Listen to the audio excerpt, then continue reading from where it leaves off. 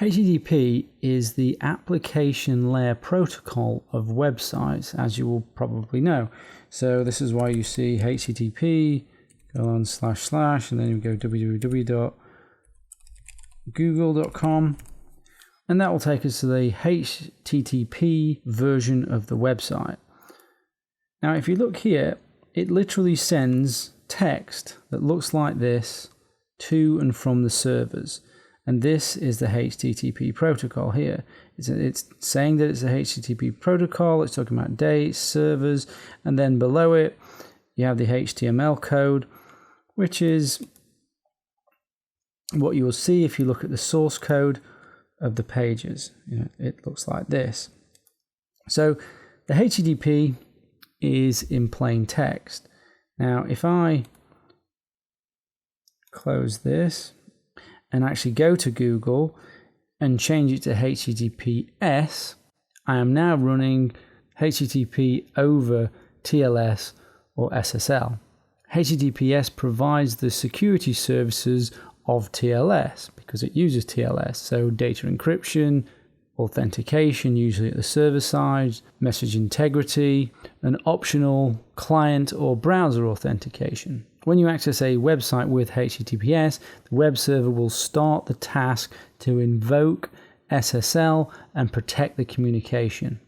The server sends a message back to the client indicating a secure session should be established, and the client in response sends its security parameters. So that means it'll say, I'm prepared to use this digital signature, I'm prepared to use this key exchange algorithm, I'm prepared to use this symmetric key, and the server compares those security parameters to its own until it finds a match, and this is called the handshaking phase. The server authenticates the client by sending it a digital certificate, which we will be covering next. And if the client decides to trust the server, the process continues. The server can require the client to send over a digital certificate too for mutual authentication, but that doesn't often happen. But if you're looking for a full, secure, end-to-end session with authentication of yourself and the other side, you would use certificates at either side with digital signatures. Those digital signatures providing the authentication. And you'll understand that a little bit more when we go through digital certificates. The client generates a symmetric session key, like by using AES, and encrypts it with the server's public key. This encrypted key is sent to the web server, and they both use this symmetric key to encrypt the data they send back and forth.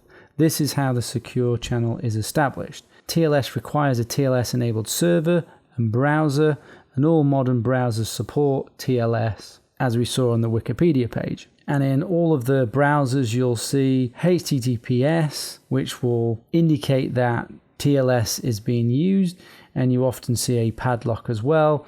And all of the browsers have some sort of equivalent of this in order for you to know that HTTPS or HTTP with TLS is being used.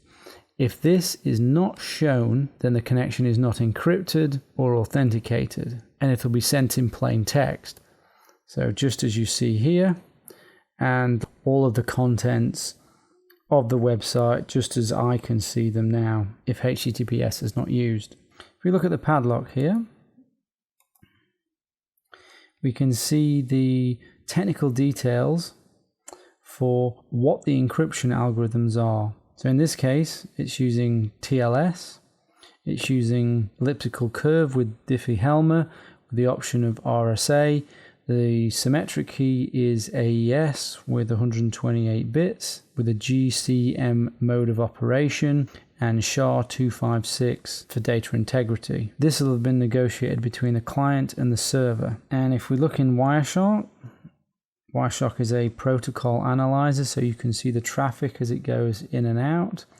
I can see here the conversation that has happened where my client or my browser has said, these are the things that I support, and the server has responded and said, well, this is what I would actually like to use. And then they've provided the certificate with the digital signature and the public key on it. Another website you can go to is SSL Labs. And if you enter in the website or URL of a site that's running HTTPS, you can see what encryption options are offered by that site.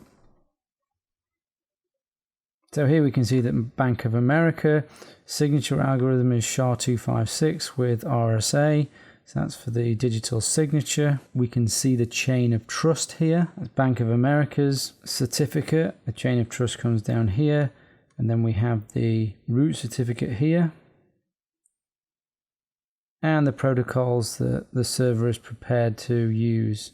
Quite an interesting site, and it gives you a rating for how good it thinks the site is. A useful website to determine within Firefox, because Firefox is the browser that I recommend, is this one. Now to get to this, you go to this URL, but that's a particularly long URL, so just do a search for how do I tell if my connection is secure, and that'll take you to here. And this is going to tell you what the various colors and icons you can see here mean here. And it's all degrees to which the security services that we've discussed, confidentiality, authentication, integrity, is being used on this particular site.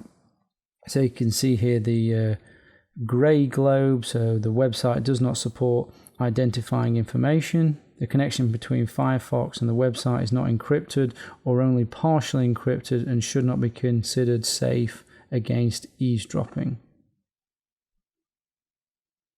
Grey warning triangle. The website does not supply identity information. The connection to this website is not fully secure because it contains unencrypted elements such as images. Orange warning triangle. The website does not supply identifying information. The connection between Firefox and the website is only partially encrypted and doesn't prevent eavesdropping. Grey padlock. The website's address has been verified. The connection between Firefox and the website is encrypted to prevent eavesdropping.